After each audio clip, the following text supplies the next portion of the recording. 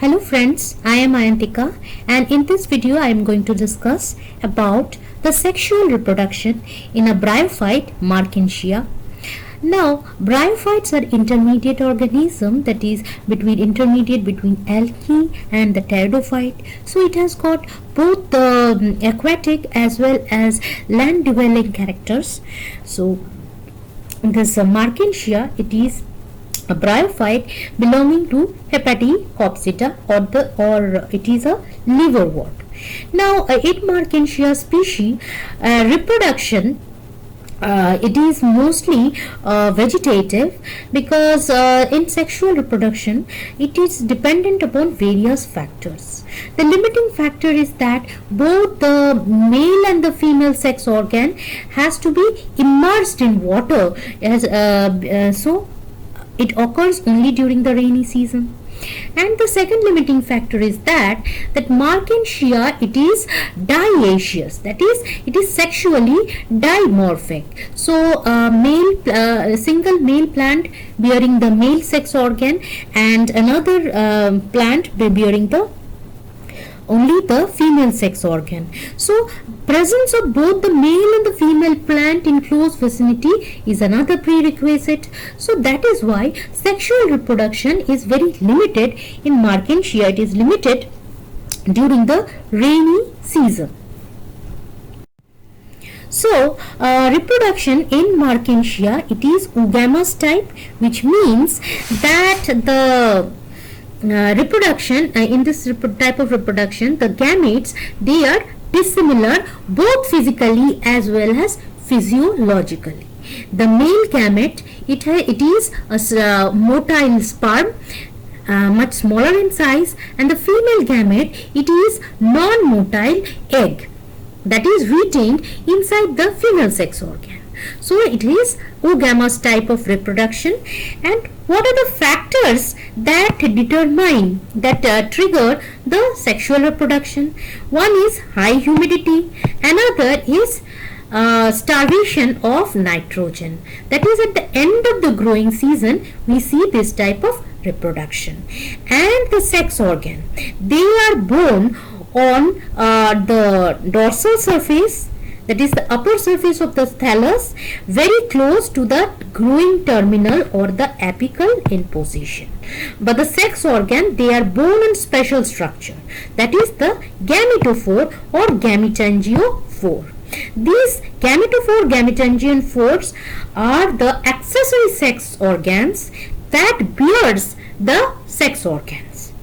So any gametophore, we know that Marchantia is dioecious, so this they have got separate male and separate female gametophore. This one here, it is the female gametophore, and this one here, it is the male gametophore. So gametophore, they are born terminally or apically, and after gametophore is formed, the further elongation of the thallus stops.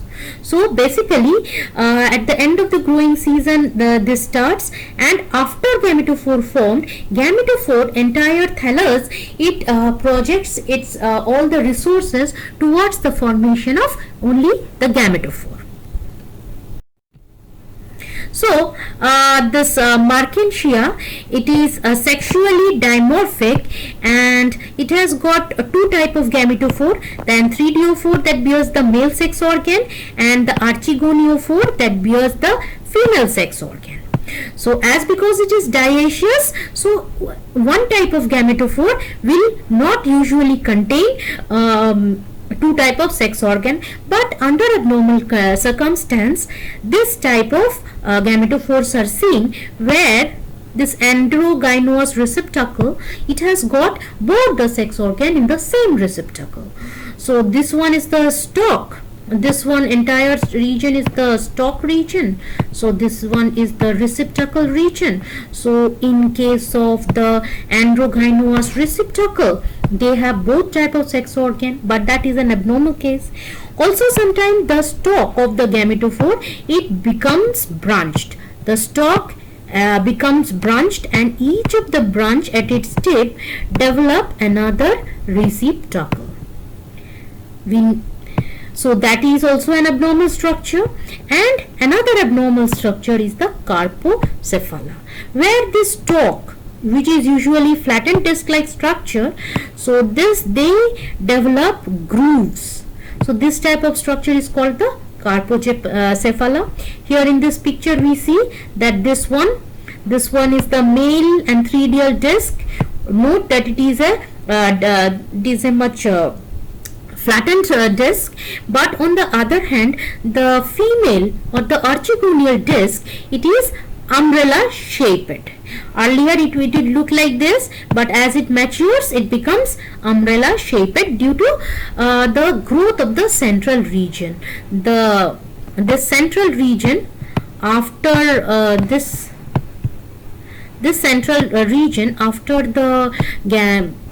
the sex organ it matures and it gets fertilized. This central region cells, they undergo rapid division, and it turns, this type of structure turns into this type of structure. And these gametophore, they are born apically, and here we see that these are the gemma cups, which are vegetative reproductive structure. So this is not part of sexual reproduction, but here we are showing it. So the ANTHERIDIOPHORE, which is the male gametophore, it has got a stalk. Here we see it has got a stalk and a much lobed disc. Now this stalk of the male gametophore, it is much smaller than the female gametophore, and the stalk, it is cylindrical, and it bears in the posterior surface. It bears the ear chamber. We know that in Marchantia, the upper portion, it is a photosynthetic region, bears ear chamber that has inside it the photosynthetic filaments, and on the lower surface we have the scales. The same type of structure is found in stalk also. In any case, you don't know about the structure of Marchantia. I have explained the structure of Marchantia in the video Marchantia overview, so you can go to that video and get a detail of the structure.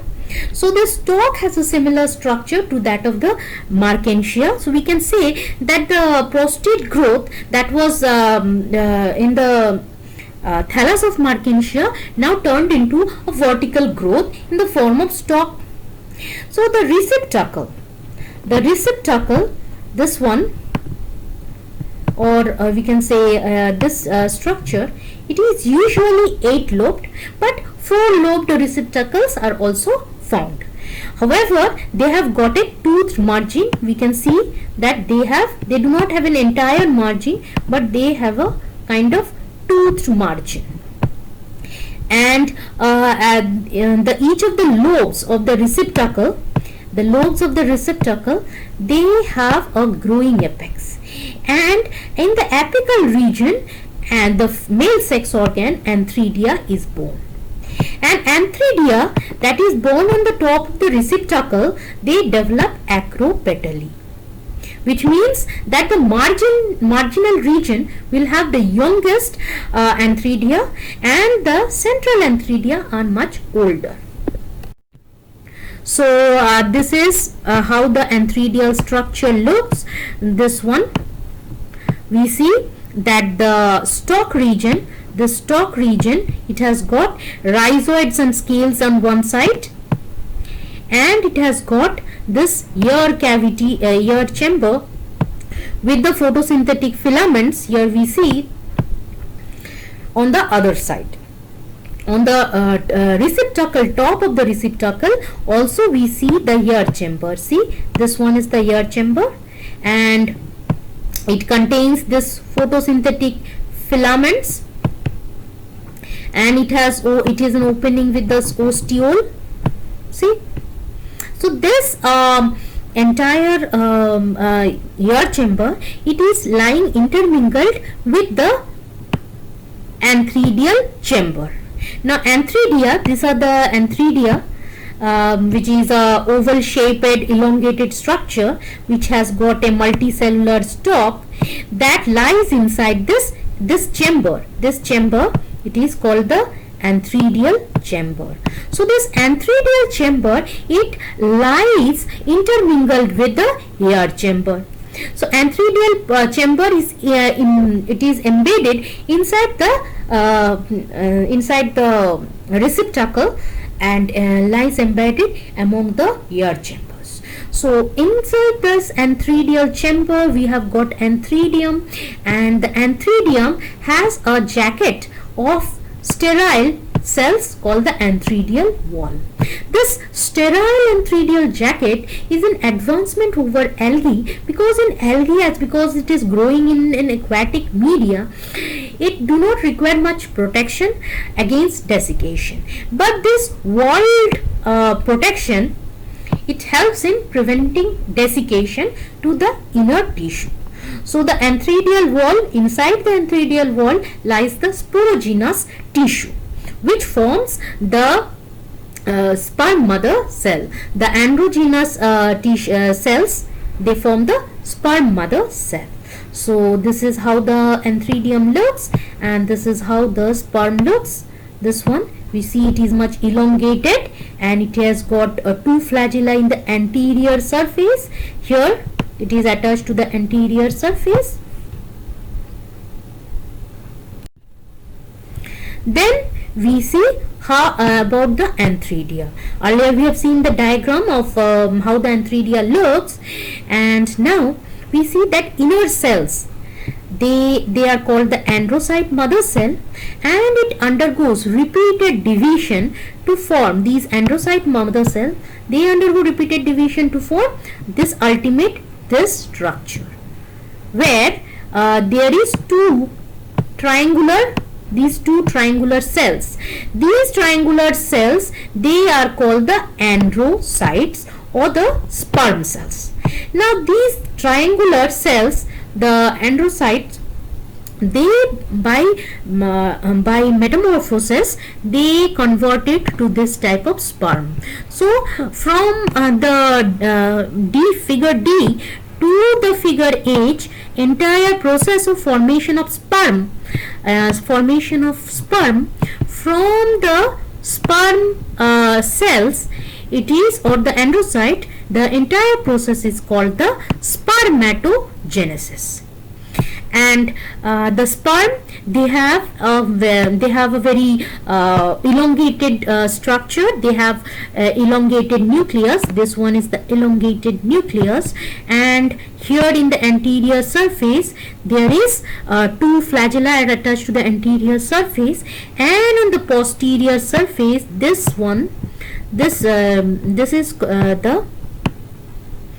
is the posterior surface has got a certain amount of cytoplasm, and this is how pretty much how the sperm of Marchantia looks like. So when the sperm are produced, then the tip of the antheridia, it undergoes desiccation, and it turns mucilaginous. It ruptures and the sperm are released. So the archegoniophore. So the archegoniophore is the female accessory sex organ, that is, which bears the female sex organ. It is also a stalked structure with a receptacle which is umbrella shaped, and here this picture A, it shows how on the receptacle this archegonia are, how they are developed. So we see that this is an acropetal succession, that is and this one this marginal region, the growing tip has the youngest archegonia, and the inner is the oldest archegonia. So as this after fertilization, then what happens is that the central sterile region which does not bear any sex organ, it undergoes repeated division. So after fertilization, this central region undergoes repeated division, and the archegonia, immature archegonia, they were present on the tip, and now after fertilization, archegonia, they are converted from the upper surface to the lower surface. Here we see in this diagram, and then ultimately they form this hanging structure. Here they are lying inside the gametophore in a hanging position, and as because these archegonia is no more does not contain any egg, but it contains a fertilized zygote, so more protection is opt. They have three type of integuments: the ray, the pericytium, the perigonium, as well as the venter cavity of the this venter cavity of the archegonia. It forms a protective coating called calyptra.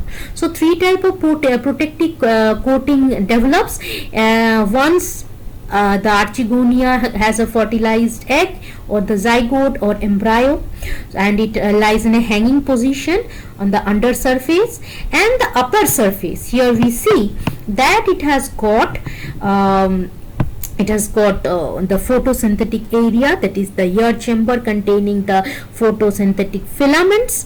So this is how the archegonia is formed. The archegonia gets fertilized, how it looks. And in a row, we see that the archegonia in the receptacle, they are arranged in a row, that is they have a radial type of symmetry, and in each row there are 12 to 14 archegonia depending upon the type of species. So this is how the archegoniophore looks in transverse section. This is how the mature archegoniophore looks in the transverse section, and this is, you see that this is the photosynthetic region in the stalk. This is the photosynthetic region in the stalk. This is the photosynthetic region in the receptacle. This additional photosynthetic region is because of the fact that the sporophyte that is growing inside, you see that this is a two-celled embryo. So this sporophyte that is developing inside the archegonia, venter of the archegonia, it is nutritionally, it is dependent upon the gametophytic generation, that is upon the thallus of the gametophytic generation. So so this is how the archegonia looks. We see that it is a flush-shaped structure with a very narrow neck. This is a narrow neck with a swollen venter. The neck contains this cells, that is the neck canal cells. All these are the neck canal cell up to this one, and this one here, it is the ventral canal cell, and this is the egg cell. During the time of maturation, all these neck canal cell as well as this ventral canal cell, it degenerates and turns into a mucilaginous mass. The cover cell that forms a cover on the archegonia, it gets separated from each other, and the mucilage that is formed from the mass of the degenerated neck and the ventral canal cell, it oozes out of the archegonia. Note that this archegonia has also got a sterile layer of jacket cells around it, and they also have got a they are attached to the receptacle by this cells at the base. So this mucilage that I was talking about, they has two factors. One is the proteinaceous matter of mucilage and potassium. These are the two chemical attractants that attract and guide the sperm towards this egg cell. So fertilization, it occurs when the male and the female sex organ, they are very close enough and they are submerged under water. That is presence of water and presence of or two organs in vicinity. So in the receptacle of the male organ, the sperms, they lie along with the mucilage. So once the water falls in it, it usually swims out of the receptacle, and by chemoattraction of the mucilage of the female sex organ, it reaches the female sex organ and then fertilizes. It enters the neck canal and fertilizes with the egg that is present in the venter. So after fertilization, the structure formed after fertilization is the zygote. So after the fertilization, the archegoniophore, that is the stalk of the female gametophore, it undergoes rapid division, it elongates, and it this is a sign that the fertilization has occurred in that type of archegoniophore. So after fertilization, the stalk elongates in the female gametophore.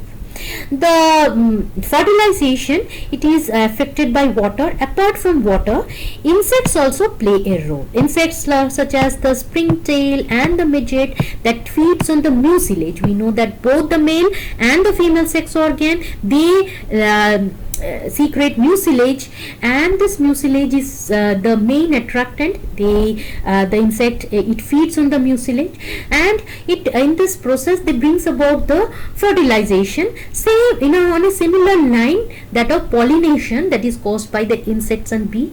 They also visit the flower for pollen and nectar, and in turn bring about the fertilization. In the same way, the springtail and midgets, they bring about fertilization of Marchantia species.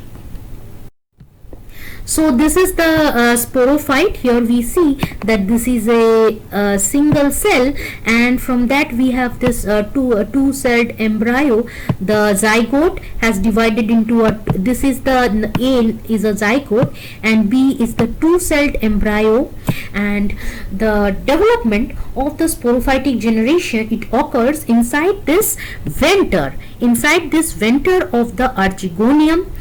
And the venter of the archegonium, the surface, the jacket cells, it develops into a calyptra. It develops into a protective calyptra.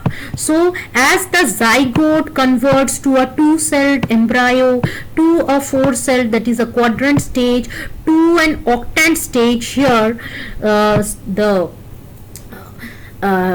cavity of the venter also increases in size, and at the same time the venter, the wall of the venter, it develops. Here we see that we have got two layer of cell, and that is called calyptra. Apart from calyptra, we have developed also additional appendages, that is perigynum for protection. So this octant stage, by repeated division, it converted to a they convert to a sporophytic phase, the sporogonium, where the outer, we see here, there is an outer layer. This outer layer, it is called the capsule wall, and the inner layer, it is having the sporogenous tissue.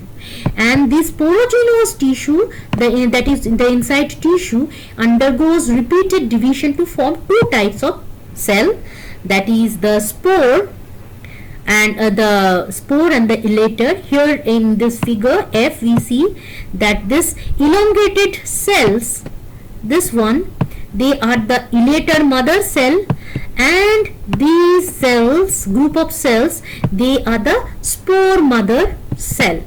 So the sporogenous mass, it is converted to spore mother cell and the elater mother cell. It is covered by 3 protective layer, and the sporogenous mass, it is undergoes meiotic division, that is reductional division, that is and form the spore. So spore is the first stage of the gametophytic generation. So here, with the formation of spore, the gametophytic generation starts, then that is the sporophytic generation ends. So the sporophytic generation is mostly contains this a single celled zygote, the embryo. These are the embryo, and then you have the sporogonium here. Here we have the sporogonium. This one also the sporogonium, and this is also the sporogonium because it is the spore mother cell also. So these are the sporogonium stage, the sporophytic stage. After and the spores are formed, here we see this is the gametophytic stage. So this diagram shows how this entire the sporophyte looks, and it is divided into a foot-like structure that's mainly absorptive in function, because we know that the sporophyte of in the bryophyte, especially Riccia, Marchantia, Pelia, and this type, the sporophyte is nutritionally dependent upon the gametophyte. So this foot acts as a absorptive organ, and it is made up of parenchymatous tissue, and the foot is it is a basal portion, and it has a next portion, that is a seta. This is the main short constricted region, and this main function is for conduction. But after the capsule, this is the capsule. After the capsule, it matures. This seta has an important function. This intermediate region, seta, has an important function once the capsule matures. When the capsule matures, the seta, it elongates. Because of rapid cell division, it elongates and brings the capsule to the top of the entire structure. Actually, it pushes away the length, increase in length of the seta. It pushes the capsule through the protective sheets, that is the perigynium and the pericytium. So about the capsule, here we see that the capsule is made up of these elongated structures. They are called the elaters. This is the elater, and the spore, this structure spore, here we see that these are the spores. This is the elater. We see it is an oval structure and green at immature stage, but as it matures, it turns yellow in color.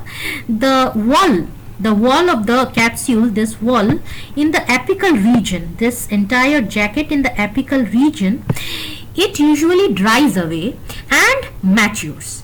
As a result of this, the tip region, from the tip region, the spores are released, and the spores here, they are released with the help of these elaters. These are the elaters. We see these are elongated structure. They have got a bispiral thickening. This type of thickening along the entire length, and this entire elongated structure, it is hygroscopic. So it usually absorbs water, and it swells and creates pressure on the spores to move out of the capsule. And apart from that, once out of the capsule, the spore, it is liberated by the it is dispersed by the wind. So the spores, they are liberated by the elaters inside the capsule and they are dispersed by the wind. So this spore, each of the spore is a globostructure. It does not have any axes, that is no anterior posterior differentiation, and but they have got a very protective covering, that is the very thick exine and the thin intine, and this spores, they are the beginning of the gametophytic generation, that is they are haploid in nature. So this is how the entire the sporophyte looks hanging, and this is also the sporophyte how it looks.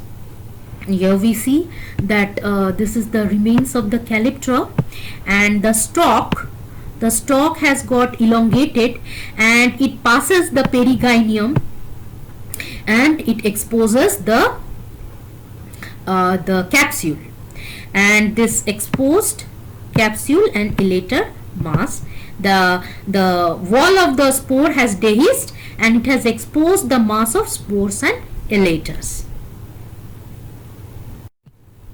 So that was all about the reproductive strategies and the sexual reproductive strategy in Marchantia. The sexual reproduction in Marchantia is limited to only the rainy season. And another point is that it is not a dominant reproductive strategy in Marchantia as well as other type of bryophyte. They mostly divide by vegetative reproduction, as because it does not require much need of water, and it is very quick method of propagation. So this was end of the video. If you like this video, do share it with your friends and please do subscribe, because your subscription means a lot. And if you want me to make any new videos, write it in the comment section. Also write how you like this video in the comment section. And all the videos that I have made on the bryophytes, I have put the link in the description box. Also, I'm happy to tell you that I have made videos on algae and fungi and lichens, and you can go to my channel and watch those videos. Thanks for listening to watching this video till the end.